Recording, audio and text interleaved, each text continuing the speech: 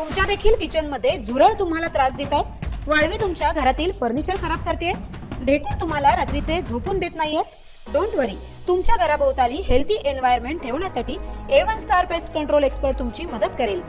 आजच इन्स्पेक्शन किंवा सजेशन साठी आम्हाला कॉल करा। A1 star pest control services. नमस्कार, मी सागर कदम, तुम्ही पाहत आहात माझे कोकणचे प्राइम टाइम बुलेटिन। सुरुवातीला पाहूयात महत्त्वाच्या हेडलाईन्स। बांगलादेशमध्ये होणाऱ्या हिंदूंवरील अत्याचाराचे पडसाद कोकणात देखील उमटू लागलेत। सिंधुदुर्ग, रत्नागिरी, रायगडमध्ये हिंदूंवरील अत्याचाराविरोधात निषेध आंदोलने।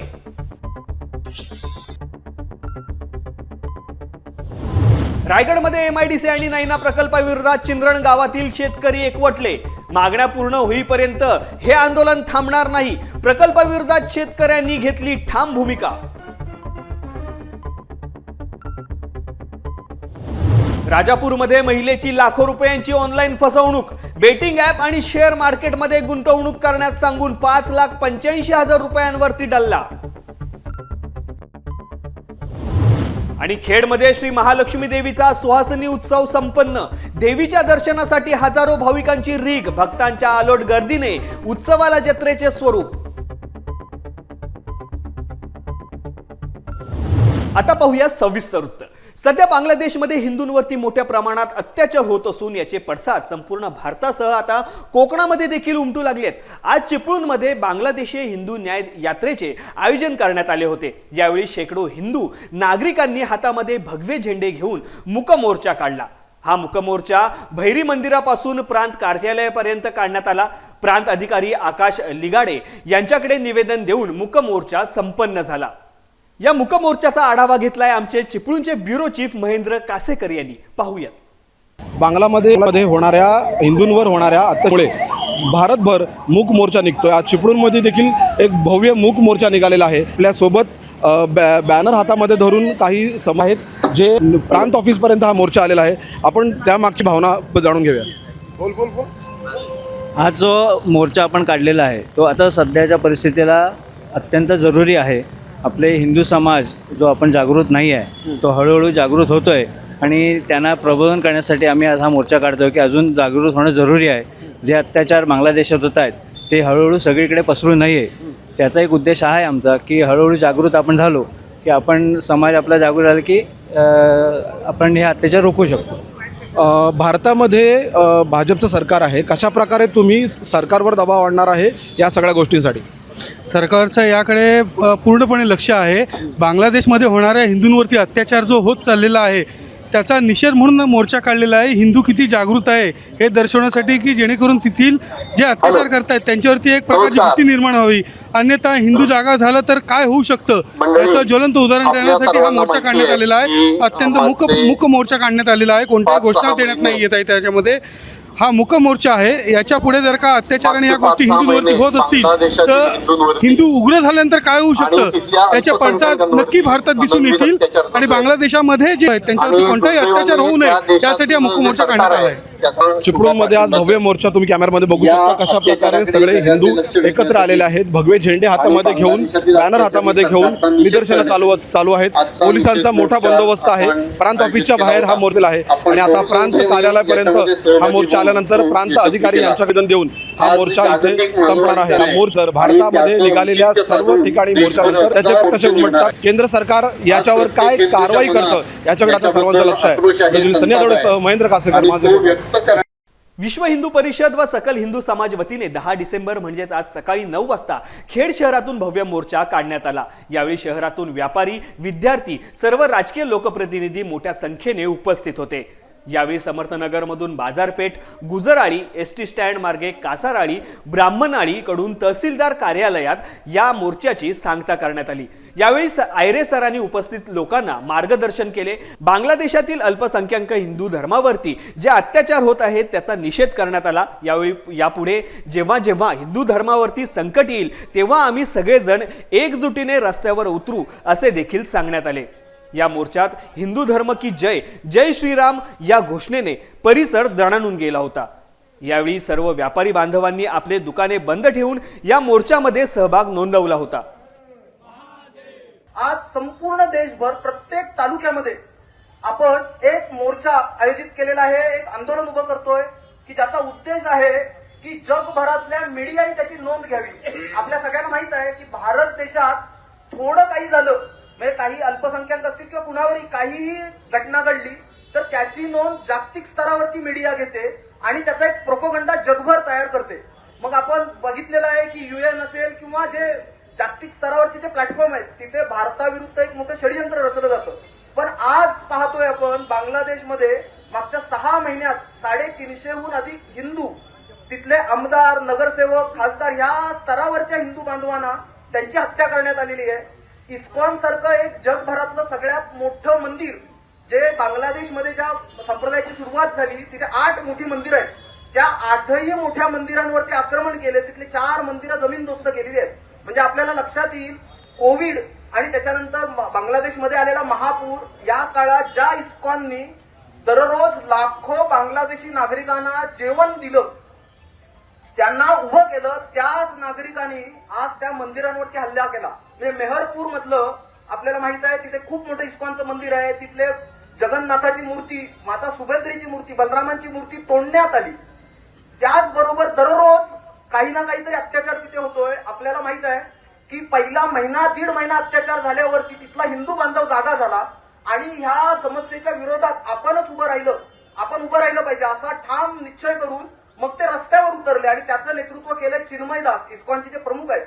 त्या प्रमुखांनी या मोहिमेचं नेतृत्व केलं आणि त्याचा राग मनात ठेवून आज आपल्याला माहित आहे की इस्कॉनचे जे प्रमुख चिन्मय दास आहेत ब्रह्मचारी, त्यांनाही अटक करण्यात आलं, त्यांनाही मारण्यात आलं. त्यांना सोडून त्यांच्यावरती राजद्रोहाचं कलम लावण्यात आलं आणि त्यांना कुणीही मदत करू नये म्हणून त्यांना जो वकील त्यांच्या बाजूने उभा राहिला विष्णू म्हणून, त्यालाही मारण्यात आला. आज तो ICU मध्ये आहे.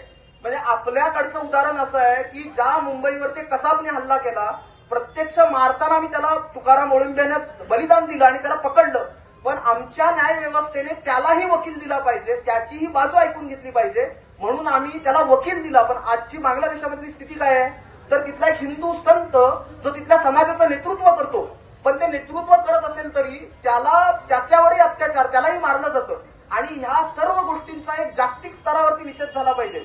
बांगलादेशात हिंदूंवर होणाऱ्या अत्याचाराच्या विरोधात रत्नागिरी जयस्तंभ येथे विश्व हिंदू परिषद रत्नागिरीच्या वतीने धरणे धरून निषेध आंदोलन करण्यात आले.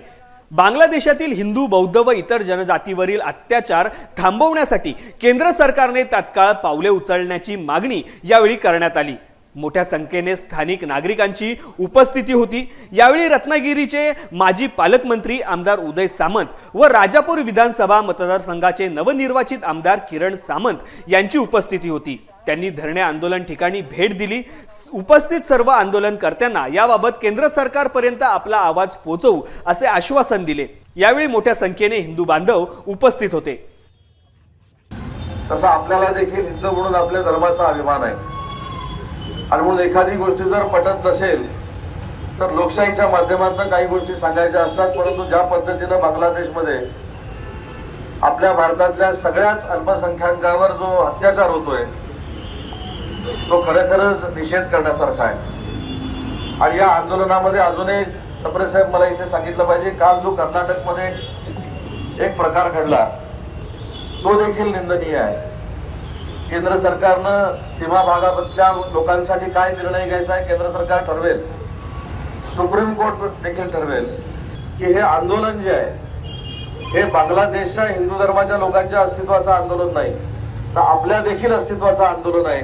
आणि म्हणून या आंदोलनाला शिवसेनेने देखील पाठिंबा दिलेला आहे. शिवसेनेच्या वतीनं मी इथल्या माझ्या सर्व सहकाऱ्यांना शब्द देतो की ज्या ज्यावेळी असा प्रसंग निर्माण होईल ते विश्व हिंदू परिषद असेल, संघ असेल, या सगळ्यांबरोबर शिवसेना तुमच्या सोबत ठामपणाने उभी राहील हा देखील शब्द देतो. बांगलादेशातील हिंदू समाजावरती होत असलेल्या जिहादी अत्याचाराच्या निषेधार्थ रायगडमधील महाड शहरातील सर्व हिंदू समाजाने 2 दिवसांपूर्वी संपूर्ण महाड शहरामध्ये जवळपास 5 ते 6 किलोमीटरची मानवी साखळी करून मोर्चा काढण्यासाठी एकजुटीने व उत्स्फूर्तपणे रस्त्यावर उतरले होते. परंतु याच निषेधाचा आवाज शासन दरबारी पोहोचला पाहिजे यासाठी मानवी साखळी करून आज सकाळी महाड शहरातून जय भवानी, जय शिवाजी, भारत माता की जय अशा घोषणा देत महाड प्रांत कार्यालय येथे निवेदन देण्यात आले. यावेळी महाड तालुक्यातील बहुसंख्य हिंदू समाज बांधव मोठ्या संख्येने उपस्थित होते. काही दिवसांपूर्वी खेड तालुक्यातील अजगणी मोहल्ल्यामध्ये 2 अल्पवयीन तरुणांना मारहाण झाली होती। त्यानंतर त्या मुलांच्या माता त्या ठिकाणी गेल्या असता त्यांना देखील मारहाण झाली अशी तक्रार खेड पोलीस ठाण्यात दाखल करण्यात आली होती। या प्रकारानंतर संबंधितांवरती कधी कारवाई होणार असा सवाल अल्पवयीन मुलाची आई जमीला शहा यांनी केला आहे। या संदर्भात चिपळूणमध्ये त्यांनी पत्रकार परिषद घेतली होती। काय म्हणाले आहेत जमीला शहा पाहूयात। 5/12/2024ला माझ्या मुलाला आणि मला मारहाण झाली आहे। तर माझं खेड पोलीस स्टेशनमध्ये ही गुन्हा दाखल 6/12/2024ला झाली आहे। तर माझं हेच खेड पोलीस स्टेशन अधिकाऱ्यांशी विनंती आहे की अजून तुम्ही लोक म्हणजे अटक जे गुन्हा मी जी नावं दिली आहेत तुम्हाला त्यांच्यावर अजून गुन्हा दाखल का नाही झाला आहे किंवा तुम्ही त्यांना अजून बाहेर कशी सोडली आहेत। त्यांनी माझ्यावरती एवढा विनयभंग केला आहे। तर माझी फक्त एवढीच विनंती आहे की तुम्ही त्यांना लवकर पकडून त्यांना जी कायदेशीर सजा असेल ती त्यांना द्यावी ही माझी विनंती। की सगळं जी सुरुवात झाली आहे अजून तक ती कुठून झाली आहे। सगळ्यात पहिला जो स्टेप होता तो खेडमधून झाला आहे। हे का झालं ह्याचा तपास पोलिसांनी केला का। दुसरी गोष्ट सर अशी की जी कारवाई झाली तर झाली पण त्याच्यावर ॲक्शन घेतलं आहे का। आज 6 दिवस झाले आपल्या इकडे 6 दिवसामध्ये अजून न्याय भेटला नाही। का नाही भेटला ह्याचा तपास पोलिसांनी केला। जसं चिपळूण पोलीस आपले तपासाला लागले आहेत तसे खेडचे पोलीस लागले आहेत का सर। हा सगळ्यात मोठा प्रश्न येतो इथे। दुसरा असा की अजून ती खुलेआम फिरतायत नाही। आम्हाला असं ऐकण्यात आलं की त्यांच्यावर कुठलं वॉरंट निघालं आहे। मग असं काय ह्याचं मतलब काय की पोलीस एकाएकडचीच कारवाई करतायत का या पोलीस त्या केसला पुढे न्यायची कोशिश करत नाही आहेत। कारण की आज अगर आपण चिपळूणचं प्रकरण बघितला तर चिपळूणमध्ये पोलिसांचा जो चालू आहे प्रकरण ते आपल्या एकाएकडची करतायत। दुसऱ्या इकडचं प्रकरण आम्हाला खेडचं काही दिसत नाही आहे। प्लस अजून एक सर त्याच्या मुद्द्यामध्ये असं आहे की जी खेडमधून हे जी लोक इथं आली होती त्याच्यामध्ये काही लोकांची अशी नावं आतमध्ये फसली आहेत की ती लोक त्याच्यामध्ये होतीच नाही। त्याच्यामध्ये कुठली गावाची लग्नाला आलेली पण मुलं होती। सर ती नावं कोणी दिली ती नावं कशी आली ह्याचा पोलिसांनी तपास केला पाहिजे। का केला पाहिजे कारण की सर जी गुन्हेगारच नाही आहेत त्यांची नावं देणारा कोण सगळ्यात मोठा पहिले हा क्वेश्चन आला। कारण की खेडची लोक तर त्या लोकांना ओळखत नसतील आणि अगर खेडची लोक ओळखत नाही मग ह्यांच्यासोबत कोण आहे ज्यांनी ही सगळी नावं दिले। सर राजकारण तुम्ही करा पण राजकारण एवढं मोठं नको करू की त्याच्यामध्ये तुम्ही जे पिक्चर्स दाखवताय त्याच्यामध्ये काय घडलंय अस्तित्वात काय झालंय हे तुम्हाला प्रत्यक्ष पताळणं हे खरोखर गरजेचं आहे। लोकांपर्यंत अफवा फैलवणं लोकांपर्यंत कुठलीही बातमी टाकणं त्याच्या पहिले समजून घेणं की का कशासाठी घडलंय कुठे कशापासून हे रोखलं पाहिजे होतं आणि आज हा मामला इथपर्यंत का आलाय। रत्नागिरी जिल्ह्यातल्या खेड तालुक्यातील चाकाळे गावात श्री महालक्ष्मी देवीचा सुहासनी उत्सव उत्साहात संपन्न झाला। या महालक्ष्मी देवीच्या सुहासनी उत्सवाला पंचक्रोशीतून हजारो भाविकांची अलोट गर्दी पाहायला मिळाली। उत्सवानिमित्त महालक्ष्मी मंदिराला आकर्षक अशी विद्युत रोषणाई करण्यात आली होती। तसेच सुंदर फुलांनी मंदिर सजवण्यात आले होते। या उत्सवानिमित्त विविध सांस्कृतिक आणि धार्मिक कार्यक्रम देखील पार पडले। हजारो भाविकांनी महालक्ष्मी मातेचे दर्शन घेतले। महिलांनी खणा नारळांनी ओटी भरली तर नवसाला पावणारी देवी म्हणून या देवीची ख्याती असल्याने अनेक भक्तांनी नवस बोलले तर ज्यांचे नवस पूर्ण झाले त्यांनी नवस देखील फेडले। भाविकांच्या अलोट गर्दीने या उत्सवाला जत्रेचे स्वरूप प्राप्त झाले होते।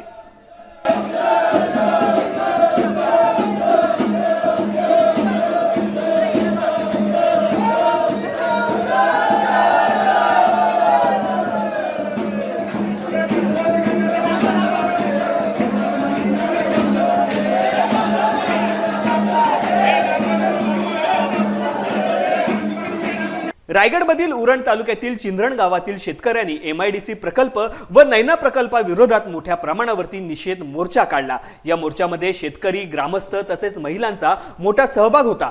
शेतकऱ्यांनी ठाम भूमिका घेतली आहे की जोपर्यंत मोबदला न मिळालेल्या शेतकऱ्यांना योग्य भाव आणि पूर्ण मोबदला मिळत नाही तोपर्यंत MIDC क्षेत्रातील कोणत्याही जमिनीचे भराव व रस्त्याची कामे होऊ देणार नाही। या आंदोलनामध्ये माजी सरपंच अनिल ढवळे, स्वाभिमानी शेतकरी संघटनेचे अध्यक्ष किरण कडू, ग्रामपंचायत सदस्य मनोज कुंभारकर यांच्यासह गावातील शेतकरी व कार्यकर्त्यांनी भाग घेतला। स्वाभिमानी शेतकरी संघटनेचे कार्यकर्ते आणि ग्रामस्थांनी एकत्र येऊन प्रशासनाला इशारा दिला आहे की त्यांच्या मागण्या पूर्ण होईपर्यंत हे आंदोलन थांबणार नाहीये। आज आपल्यावर शासनाने जे विनाशकारी प्रकल्प लादलेले आहेत त्या विनाशकारी प्रकल्पाच्या निषेधार्थ आज आपण एक मोर्चा, एक आंदोलन आपण चिंदन गावातील ग्रामस्थ तसेच शेतकरी स्वाभिमानी शेतकरी संघटनेमार्फत आज आपण निषेध मोर्चा काढत आहोत। जिथपर्यंत शेतकऱ्यांना आपल्याला न्याय मिळत नाही तिथपर्यंत आपल्याला मागे हटायचं नाहीये। आज आपल्या सोबत आपल्या मोर्चाला सहकार्य म्हणून आपले सल्लागार अनिल ढवळे साहेब आपल्या इथे उपस्थित राहिले आहेत। त्याबद्दल सर्व शेतकऱ्यांतर्फे तसेच ग्रामस्थ मंडळ चिंद्रम व स्वाभिमानी शेतकरी संघटनेतर्फे मी त्यांचे हार्दिक अभिनंदन करतो किंवा आभार मानतो। तसेच उपस्थित सर्व शेतकरी बांधव तर फक्त एक बिल्डरांच्यासाठीच नाही, आपल्या शेतकऱ्यांच्यासाठी नाही। तशीच जिथं जी चिंद्रण गावात MIDC आलेली आहे ही पैसे लाटण्याचं काम आणि जे आता आमच्या गावचे आदर्श सरपंच हेही सांगितलेलं आहे का इथला प्रांत जो मुंडके होता ते 5% पैसे घेऊन शेतकऱ्यांना पैसे देत होते। म्हणजे तुम्ही मला सांगा, आपलीच जमीन असून आपल्या जमिनीवरती हे पैसे काढण्याचं काम करीत आहेत। यासाठी माझा या MIDCला विरोध आहे आणि सर्व शेतकऱ्यांचाही विरोध आहे। आज असे फलक प्रत्येकाच्या शेतात लागणार आहेत आणि याच्यापुढे मी एक सांगतो का नैनालाही विरोध असताना आम्ही आमच्या शेतात असे फलक लावण्याचा प्रयत्न करू। एवढे बोलून मी इथं थांबतो। जय हिंद, जय महाराष्ट्र। सांगली जिल्ह्यातील जत विधानसभा मतदारसंघातून काँग्रेसचे उमेदवार यांचा 38,000 दारून पराभव करत भाजपचे गोपीचंद पडळकर यांनी दणदणीत विजय मिळवला होता। आमदार गोपीचंद पडळकर हे आज मुंबईकडून पुण्याकडे जात असताना त्यांची दस्तुरी येथे चावणी ग्रामपंचायतचे सरपंच बाळासाहेब आखाडे आणि आक्तरगाव ग्रामपंचायतचे माजी सदस्य तथा पत्रकार दत्ताभाऊ शेडगे यांनी त्यांची भेट घेऊन त्यांचा सत्कार करून त्यांना पुढील वाटचालीस शुभेच्छा दिल्या आहेत। दिनांक 9 डिसेंबर 2024 रोजी महाराष्ट्र शासन कृषी विभाग तालुका कृषी अधिकारी कार्यालय पोलादपूर मार्फत पोलादपूर तालुक्यातील मौजे नाणेघोळ येथे तालुका कृषी अधिकारी वैशाली फडतरे व मंडळ कृषी अधिकारी भरत कदम यांच्या मार्गदर्शनाखाली श्रमदान करून वनराई बंधारा बांधण्यात आलाय।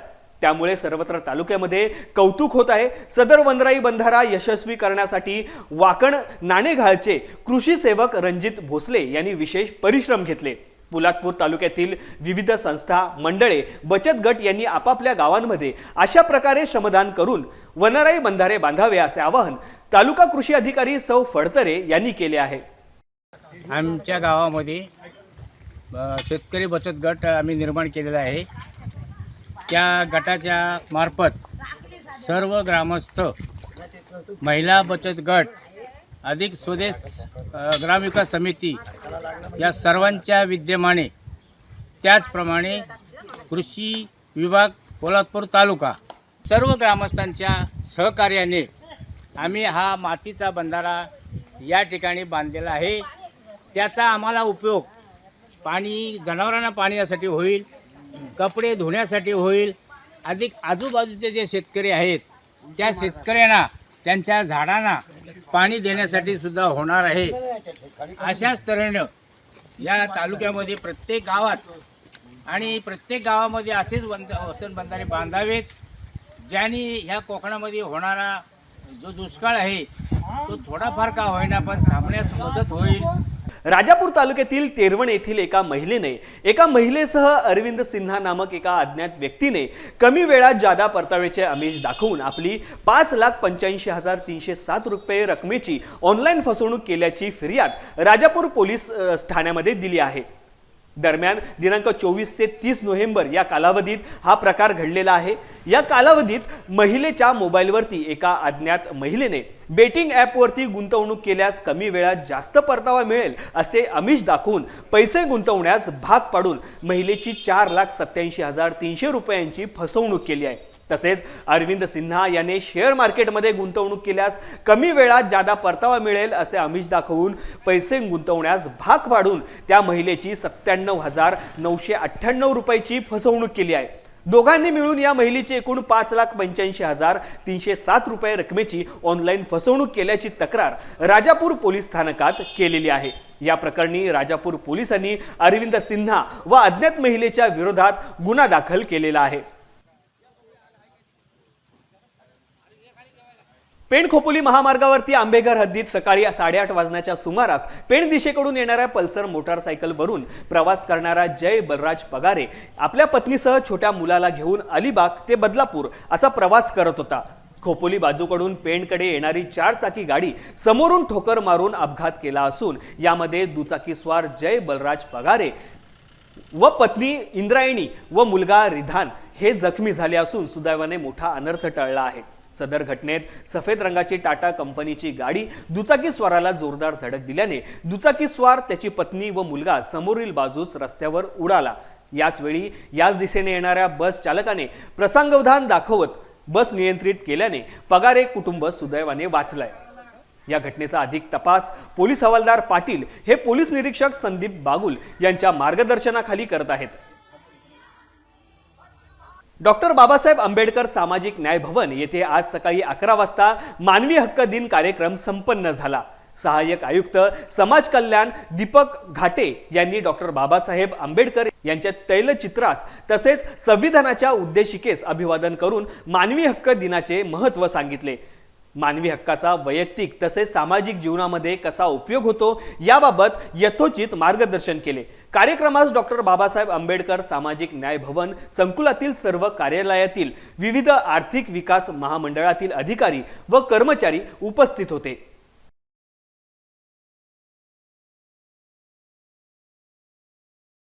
सशस्त्र सेना ध्वज दिन 2024 निधी संकलन शुभारंभ व शौर्य पदक धारक तथा वीर नारी यांचा सत्कार समारंभ कार्यक्रम आज जिल्हा नियोजन सभागृहात अप्पर अधिकारी शंकर बर्गे यांच्या अध्यक्षतेखाली संपन्न झाला।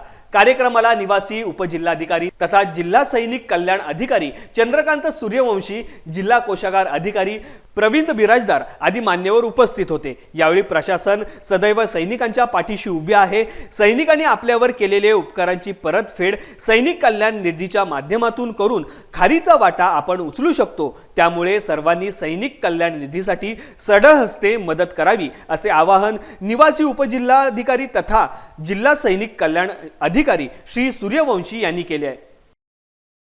या बातमीसह आता बातमीपत्रामध्ये वेळ झाली इथेच थांबण्याची। कोकणामध्ये घडणाऱ्या घडामोडींची इत्थंभूत माहिती मिळवण्यासाठी आणि अपडेट जाणून घेण्यासाठी तुम्ही पाहत राहा फक्त माझे कोकण।